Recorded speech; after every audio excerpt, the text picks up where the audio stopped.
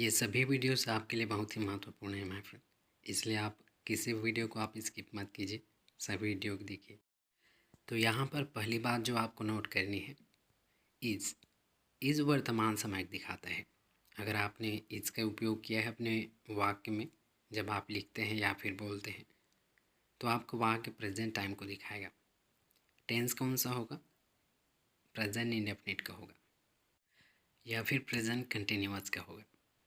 तो अगर इज़ के बाद आईएनजी फॉर्म लगा हुआ है तो कंटिन्यूअस है, अगर आईएनजी फॉर्म नहीं लगा है तो फिर प्रेजेंट इंडेफिनिट है। ओके, एक बार वाक्य देखिए। ही इज़ अ बॉय, वह एक लड़का है। हाँ, इसका हिंदी सेंस क्या होता है या फिर होता है। तो जब भी आपको है या फिर होता है कहना हो तब आप इसका यूज़ कर सकते हैं। वाक्य देखेंगे तो आपको आसानी समझ में आएगा।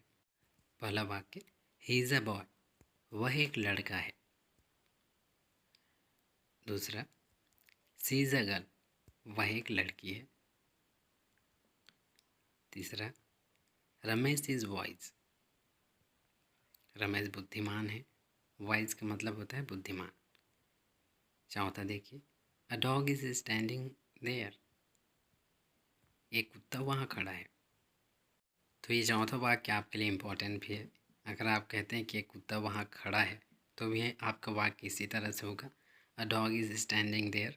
और अगर आप कहते हैं कि एक कुत्ता वहाँ पर खड़ा हो रहा है तो भी आपका वाक्य इसी तरह से होगा, a dog is standing there. Okay, पांचवा देखिए, द चेयर इज़ ब्लैक, वह कुर्सी काला है। छठवां देखिए, दैट बॉय इज़ प्लेइंग, वह लड़का खेल रहा है। तो यहाँ पर देख सकते हैं सभी इज़ का हिंदी सेंस अगर देखें तो है, वह खेल रहा है, कुर्सी काला है, इस तरह से। अब आप देखिए सातवां, मिल्क इज़ वाइट,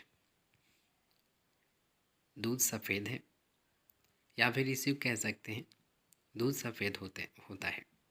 तो इस तरह के वाक्यों में भी आप इज़ का यूज़ करते हैं माय फ्रेंड। जब आप कहते हैं कि शक्कर मीठा होता है, नमक नमकीन होता है, तो जिस तरह से आप कहते हैं ना होता है के सेंस में, तब भी आप इज़ का यूज़ कर सकते हैं। जैसे कि अगर मैं बोलूँ शक्कर मीठा होता है तो मैं कह सकता हूँ कि शुगर इज़ स्वीट। और हाँ, यहाँ पर आप इज़ का यूज़ आपने किसके साथ किए हैं? जब भी आप किसी एक व्यक्ति या फिर किसी एक वस्तु या फिर किसी एक जीव जंतु की बात करते हैं तब आप इज़ का यूज़ करते हैं।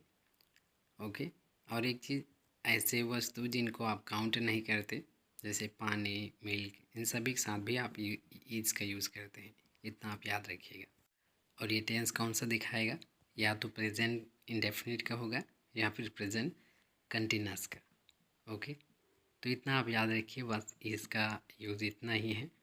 और अब आपने इज़ को समझ लिया माय फ्रेंड। अब जहाँ भी आप इज़ देखते हैं तो try to understand because you are able to understand. Thank you for watching.